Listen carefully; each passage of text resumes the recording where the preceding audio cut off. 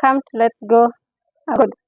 In our insightful moment for today, we are discussing doctors' relocation to Germany. This particular video, we look at a doctor who has just finished their internship or a medical officer. We shall do another video for the specialist or the consultant doctor. Thank you for our returning subscribers, and if you are new here, we are happy to welcome you to the family. Consider subscribing. So what you will need to do first is to ensure that you are studying in a university that is recognized by the World Medical Directory. If your university is not recognized by the World Medical Directory, it will be very difficult to work in any European country. Your second task will be to ensure that you are fluent in communication, in German communication. And you need a B2 level of understanding of German for you to work as a doctor in Germany. After you are done with your B2 exams and you have passed, you will be required to submit your application to the German Council of Medicine, and they will ask you for some documentation. They will ask you for your university certificate, your transcripts, your letter of internship. They will also ask you for your clearance from the police, and they will also ask you for your clearance from the medical council in the country. After you have submitted and your documents have been accepted, you will then be expected to verify your certificate and to present a document that shows that your certificate is genuine, it is not manufactured in Liverpool, that you actually went to that university that you claim to have studied. After your academic certificates have been verified, you will then book the German medical exam. So the German medical exam is a test that is done by all specialists. What you do is that we are testing your understanding of the German language in clinical setting, your ability to take the patient history, your ability to present the patient's symptoms, and your ability to write a patient report or a medical report. That is the exam. If you pass that exam, you'll be given a temporary license to practice in Germany. This means that you're working as a doctor, and you're working as a doctor in a supervision mode. So you'll be in a hospital, you'll be diagnosing and prescribing, but your prescription will have to be, after you've written the prescription online, and after you've done the diagnosis and taken the patient history and fed the data in the online system, there will be a consultant to approve that prescription. So this is to allow you to settle into the system in Germany, and 2 years gives you time to assimilate and to know if you are qualified. Within that time, when you have a temporary license, there are reports that your consultants will be writing to the council, and they will be like saying how you are. So if you're good enough by the end of those 2 years, then you'll sit for the medical practice test. If your consultants wrote a bad report in the sense that you do not know what you're doing, or they feel that you're not qualified to be a doctor, then you will not be allowed to sit for a medical practice test. So a medical practice test will test your theory, and it will also test your clinical skills. How it is done is that you are assigned one internal medical specialist and one surgeon, and then you can have 2 other consultants from other supporting specialties. So you can have a gynae, and you can have a radiologist, you can have an orthopedic, you can have both from all the other lines, but they will have to be 2, at least 2.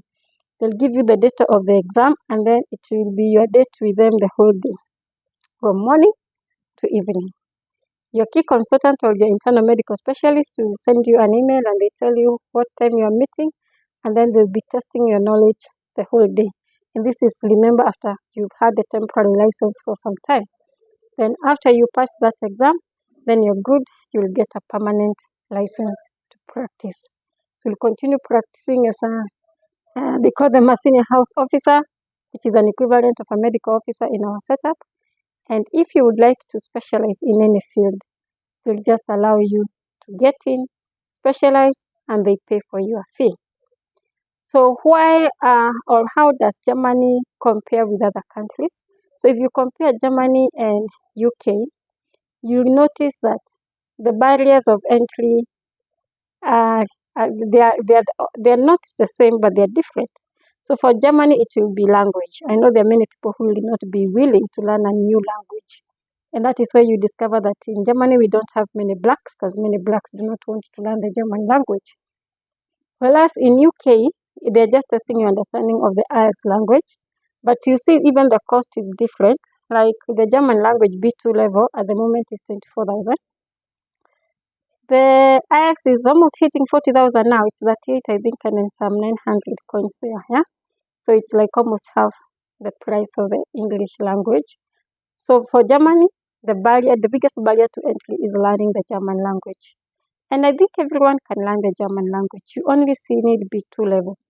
You see, I normally tell people, you see, like for the nannies who are going to work in Germany in the au pair program, those ladies take 6 months to learn up to A2. They write their exams and they pass. Someone who has a commitment to learn pathology in 1 year, like the whole pathology, you do it in 1 year. You can learn the German language in less period. Like you take only 1 year to learn the whole of anatomy, like from lower limb up to the head and neck, and you just take 1 year to learn all that stuff, and you pass those exams. You will take even a shorter time to learn the German language. A language is easy because you already have the foundation. It just requires your commitment, and if you give yourself 1 year, you're going to hack it. So like if it's somebody who wants to go to Germany after their internship, if they give themselves a commitment of learning German language when they are on internship, within 1 year they'll be done. If it's a medical student who is still in school, within 2 years they'll be done, because they're also focusing on their other academic stuff. Yeah, so it's not so difficult. The other way that Germany compares to UK is the exams, but they're different. You see, like with UK, when you finish the English test or even the OET, you cannot straight go to practice. You'll have to pass the knowledge-based exam. But Germany, when you convince them that you can communicate in Germany in a clinical setting and you have your documents and you studied in a university that is recognized by the World Medical Directory, you're good to join practice under the temporary license. The other way they compare is the cost. You see, now for UK, you'll have to pay a flight to UK for PLAB 2, and you'll have to pay for the PLAB 1, which is £250. The German the German medical exam is quite cheap. It is just 450 euros. And when you do it when you're already in Germany, you don't have to come back again. Everything is settled when you are on the other side. Then the other way they compare is the point of entry, like to residency, they are the same. With UK, if you decide to specialize, you will go specialize. The university, the NHS will pay you a fee, and they will also pay you. It's not like Kenya, where when you want to specialize, you pay the university, and you don't get a pay yet you're offering services to the government. In Germany, they'll pay for you, and they'll still pay you a salary because you're offering your services as a registrar. Unlike UK, where when you're joining, for you to join the US, not UK, US, you have to go straight into residency. So if you're this doctor who did not want to specialize before you practice for your time, that is kind of going to disadvantage you to some extent. So that is how the two compare. Germany, as I said earlier, is a country with very few barriers of entry. It's a country with very ease of assimilation for a Kenyan trained doctor. And as I have said, there are not many consultants in Germany. And so because there are not many consultants in Germany, and there are also not many medical practitioners in Germany, it means that if you're a black, a Kenyan trained doctor, or one who was trained in Africa, you get an easier opportunity to get into the system. Good news.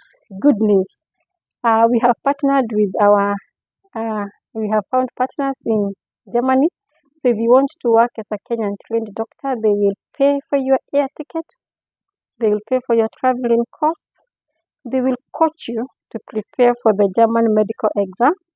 They will cater for your accommodation. They will help you get a job, and they'll also help you prepare for the medical practice test. The only thing or the only cost that is required from your end is to learn the German language.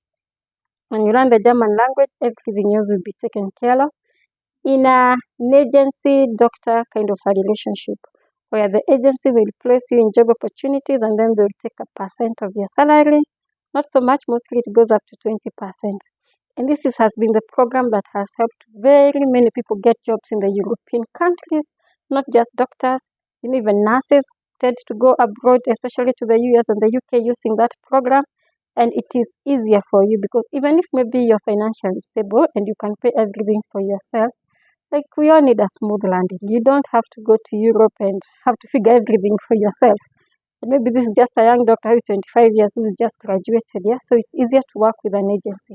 So I will encourage medical students who are thinking about their future to start learning the German language. That is all the hard work that is expected from you. Because of course you're getting the clinical skills in class.